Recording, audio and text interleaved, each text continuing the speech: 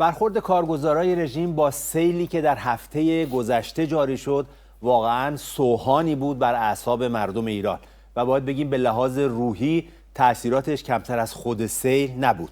در گفتگوی این هفتهمون میپردازیم به واکنش کارگزاران رژیم به این سیل. ببین امید، میبخشید اومدم وسط صحبت. بله. تو چنان میگی واکنش، انگار مثلا این وحوش رفتن یه کاری کردن. منظور همین دلغک بازی و مسخره بازی ها و کارهای مبتذلی که رفتن. بله. پس دقیق تر بگیم. نگاهی داریم به این تیکش من از جانب تو بگم. بله. نگاهی داریم به دلغک بازی ها و هزل بازی های کارگزاران رژیم. درسته. بله، این سیل اگرچه خب برای مردم ایران فاجعه هست، ولی برای آدم های رژیم فرصت برای دیده شدن، چون یک عقده حقارت تاریخی هم دارن از کودکی که دیده نشدن هیچ جا، دوست دارن با هر بهانه‌ای دیده بشن. بله. سردمدار این موج ابتذال پاسداری بود به نام زاکانی که آخر شهرداری تهران الان تحویل میشه، اونجا میچره. اما که یه بارم پروندهش رو باز کردیم توی یکی دیگه از برنامه‌ها که معدل تحصیلیش بالاترین نمرش 4.25 بود، یادت باشه. انقدر این نمره مشعشعی که الان فکر کنم تو 6-7 ماه یادت مونده 4.25. خیلی عجیبه واقعا. این پاسدار زاکانی خب بله، همونجوری گفتی تو گفتگوهای پیکی شده یه سلسله بحث داشتیم سر جانور شناسی که سلامی رو بررسی کردیم، حاجی زاده رو بررسی، تیره های مختلف حیواناتی که دور و بر خامنه‌ای هستن رو بررسی کردیم. پاسدار زاکانی هم در تیره بسیجی‌ها بهش پرداختیم. یکی از عجیب ترین ها، یکی از عجیب ترین، یکی از پارادوکس های علم زاکانیه، چون در حالی که دیپلم نداره یا دیپلمش زیر شک و شبهه شدید هست، معتقده یا ادعا داره که مدرک پزشکی هسته‌ای گرفته. من میگم اگر همینو بنویسه مدرک پزشکی هسته‌ای، من فوق دکتراش هم قبول دارم. یعنی فقط بتونه بنویسه اینو. این پاسدار سیل آمد، همونجوری گفتیم عقده شخصیتی داره که اونقدر از چون اینا هم از تیپ‌های متعفن جامعه هستن، انگل‌های جامعه هستن، سیل رو غنیمت دید که دیده بشه، برای همین سراسیمه با دو پا پرید وسط سیل و اصرار هم داشت که تو شات‌ها حتما پاش تو گل باشه تا زانو یا بعضن تا بالای یه ذره پایین‌تر از زانو، و بیشتر اگر خیلی هم حساس بود که اگه سرش هم دیده نمیشه پاش حتما تو گل دیده بشه. این عکس ها که حالا خوبه یکی دو موردش هم، چون عکس زیاد بود، یکی دو موردش رو با هم ببینیم تا ببینیم که وقتی میگیم موج ابتذال منظورمون چیه. اگر میشه این عکس های دو تا عکس از این زاکانی در سیلاب رو نشون بدید. بله، این پاسدار میگه بابک حالا مثلا نمیشد همین حرفایی که داره تو اون جمع میزنه بره یه جای خشکی گیر بیاره وایسه، حتما با تو گل وای میستاد بحث میکرد با اینا؟ جواب این سوال میدونی، این اصلا طراحی کرده بود همچین چیزی بشه، این بره همچین کاری بکنه. چون فکر می‌کنیم مثلا این تو شهرداری تهران طراحی میکنه خیابون بسازه، نمیدونم اتوبوس بخره، این طراحی میکنه همین کارا، همین دلغک بازی ها. بعد دیدن خیلی فضاحت شد، خشم مردم، فرض کنید مردم در یک فاجعه ای، بعد یه آدمی که مثلا شهردار تهرانه وسط کانون دلغک بازی در میاره.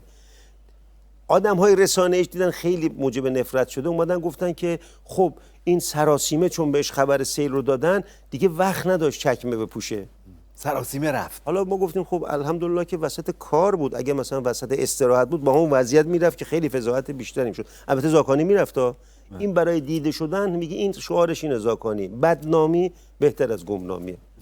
هنوز این نشده بود، یه عکسای جدید ازش در اومد که این عکس‌ها هم جالبه، اینها هم ببینیم. حالا بابک میگم که این موقع رفتن به سیل، میگی مثلا گفتی سراسیمه رفت، الان که برگشته محل کار و تو اتاق ایناست که دیگه سراسیمه نبود، مثلا میتونست تو پارکینگ کفشش رو عوض کنه، یه ذره آمادگی کنه به نره با گل. آدم معقول باید این کارو میکرد، آدم معقول که اصلا این کارا رو نمیکرد. حالا برفرضم که سراسیمه بود یا اصلا وقت نداشتی چکمه بیار از اون رفتی، خب برگشتن هم که شما میگفتید. حالا از این بدتر، حالا برگشتی یک فیلمبردارم گذاشته فقط از پای این فیلم عکس میگیره، خودش هم یه جاهای با موبایلش فقط از پاش عکس میگیره. خب سوال، تن لش تو شهرداری تهران فقط ماده سر زدن این شهردار به سیل شد که این بنده خدای سرایدار شهرداری تهران را بیفته با یه سطل با یه تیه کنفی جای پای این شهردار رو تمیز کنه. اونقدر باز همین کار مفتزه بود، هیچیش به هیچیش نمیخورد که مردم تو فضای مجازی، حالا بگذاریم از اون کامنت‌های خشم و نفرتشون، یه عکس گذاشتن گفتن قیافه زاکانی تو سیل بعدی اینطوری، اون عکس هم ببینیم جالبه. دیگه گفتن میگم اون یکی رو سراسیمه با پا رفته تو گل، این بعدی رو چیزی که به نصیبش نشد جز نفرت، این دفعه گفته با کله برم که ببینم چیزی گیرم بیاد. بله. البته یه نکته هم بگم امید، حالا خارج از این بحثا، یه بخشش خب اینا به لحاظ شخصیتی همینقدر حقیر و توهی و فاقد ارزش‌های انسانی هستن، ولی یه بخشش هم میترسن که این اتفاقات تبدیل به جرقه بشه، چون مثلا وزیر کشور رژیم هم رفته بود، سراسیمه خودشونو میرسونن که بگن ما کنار مردم میزنن، مثلا از اون شورش و اون وضعیت انفجاری رو تخفیف بدن که بیشتر بازی موجب خشم میشن با این دلقک بازیاشون. این داستان سیل بازی ادامه داشت. یه دفعه نماینده‌های مجلس خامنه‌ای هم گفتن زاکانی رفته ما نریم، فکر کردن مثلا بوی کباب شنیدن، نمی‌دونن اونجا خرداق میکنن.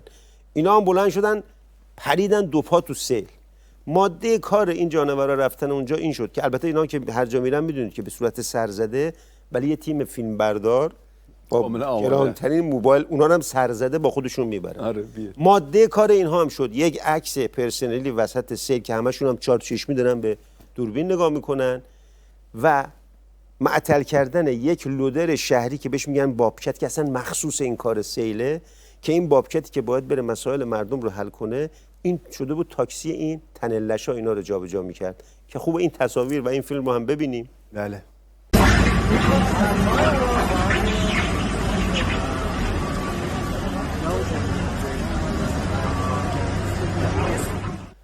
این عکس انقدر مفتضح بود، این عکس و این کار این فیلم اینا انقدر مفتضح بود که خود روزنامه رژیم دیدیم نوشته بودن ای کاش قبل از سیل آستین بالا میزدید نه وسط سیل پاچه ها رو بالا بزنید. یعنی یه اعضای شد که دیگه خود مردشور. بله خود مردشور، خود اونایی که این حرفو میزنن خودشون هم عقده دیده شدن دارن. ببین اینا دیگه چه شورش رو در آوردن که اونا به اینا متلک مینداختن. ولی این داستان بلا انقطاع ادامه داشت. حتی مثلا یه پاسداری داره، فرمانده سپاه تهران هست، پاسدار جنایتکاری است که مسئول کشتار مردم تهرانه، اسمش از پاسدار حسن‌زاده. اینم با لباس رسمی پاسداری چند کیلو درجه، در جای پاسدار کیلویی دیگه دیدی اصلا جا نمیشه روشونشون. اونجا عقده دارن، اون درجه کوچیک‌تر میزد. نگاه کن، اگه نگاه کنی در جای خیلی بزرگی، یه شال هم گردنش، اینم پرید دو تا بیل کشید، اونم خیلی سرزده مونتا با همون اکیپ فیلمبرداری و بله اونا هم باشون سرزده. اینا اصلا کلا مقامات رژیم همیشه یه تیم فیلمبرداری سرزده کنارشون هست، اکیپ سرزده داره. بله دو تا بیلمون زد. خاندوزی وزیر اقتصاد دید اونم به تکاپو افتاد که نکنه یه داستانی ما از بی سرمون بی کلاه بمونه. اونم اومد با چکمه وسط سیل. حالا بهش میگن آخه وزیر اقتصاد چه ربطی داره به سیل؟ هنوزم جواب این سوال رو نداده که آخه تو به سیل چی کار داری؟ که همین داستان ادامه داشت. تلویزیون رژیم بازخورد منفی این دلقک بازی ها رو که دید، رفت یه کارشناسی آورد که این کارشناسه مثلا این کارهای حج و حظر و مبتذل اینا رو مالکشی کنه. حالا مالکشی اینم نگاه کنیم جالب است. مسئولین داره. اون جنبه مسئولین یکیش به این برمیگرده که افرادی که نمایشی کار بکنن، یعنی وقتی که داره یه جا میره 3-4 نفر تیم عکاس و مستندساز و اینها یک مسئول با خودش میبره، خیلی وقتا مردم میگن اینجا اومدی کار مردم را بندازی، اومدی شبکه اجتماعی خودتو پر کنی، داستان چیه؟ عکس یادگاری بگیری. خب بله.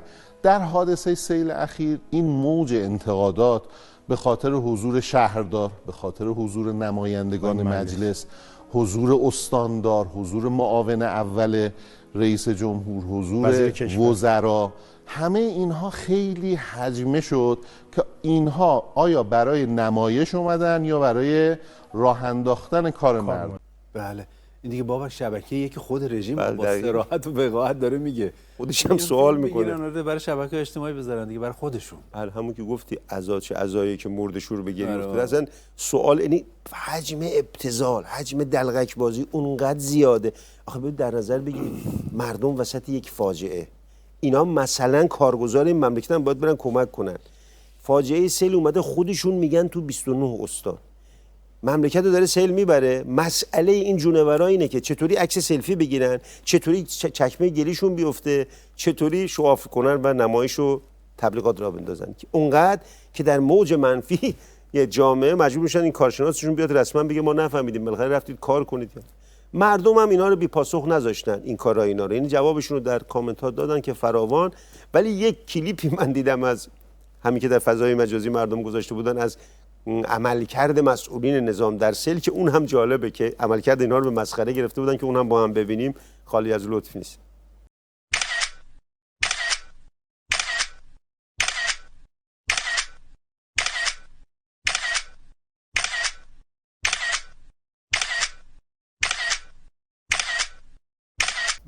بله البته بازم به نظرم به پای زاکانی نمی‌رسید. زاکانی اصلش از یعنی کپیش از اصلش کمتر بود. نمی‌رسید با کاری که زاکانی اینا کردن. ولی به هر حال نشون داد که آقا جون وقتی که دلقک بازی می‌کنیم، وقتی هجر و ابتذال وارد می‌کنیم، مردم هم اینطور جواب میدن. البته بیشتر مردم خشم و نفرتشون رو در شبکه اجتماعی نشون دادن که من اونجوری که اطلاع دادم گویا دوستان ما در همین پیک شادی به اون خواهند پرداخت به طور خاص واکنش‌های منفی مردم به این موج ابتذال و عد و اطفار موضوع رژیم. اما برای آخر کار بگیم چون موضوع سیل و این داستان رژیم که تمام نشدنیه و بزرگترین مصیبت مردم ایران نه سیل نه زلزله همین رژیم هست و همین آدماشو در رأسش هم خامنه‌ای. ولی یک دونه سیل در ایران میاد که تو اون سیل باید سراسیمه فرار کنن، وقت چکمه پا کردن و کفش پا کردن هم ندارن. اون همون سیل قیام مردم ایرانه که وقتی که بیاد، من اونجا به زاکانی حق میدم که تو هر وضعیتی هست در وای نسته، دوربینش هم با خودش اصلا نبره، چون بهتره بدون دوربین بره که عکسی ازش جابجا اینجا گیر نیاد، چون اون سیل آنها را خواهد گرفت، پای میز محاکمه خواهد آورد و باید تقاص تمام این هرزکاری هاشون به جنایاتشون رو پس بدن و آخرش هم مردم ایران همه رو مچاله میکنن میندازن توی زباله‌دان تاریخ. خیلی متشکرم بابک از شرکت در گفتگوی این هفته پیک شادی و همراه با بینندگان عزیزمون برنامه رو ادامه میدیم.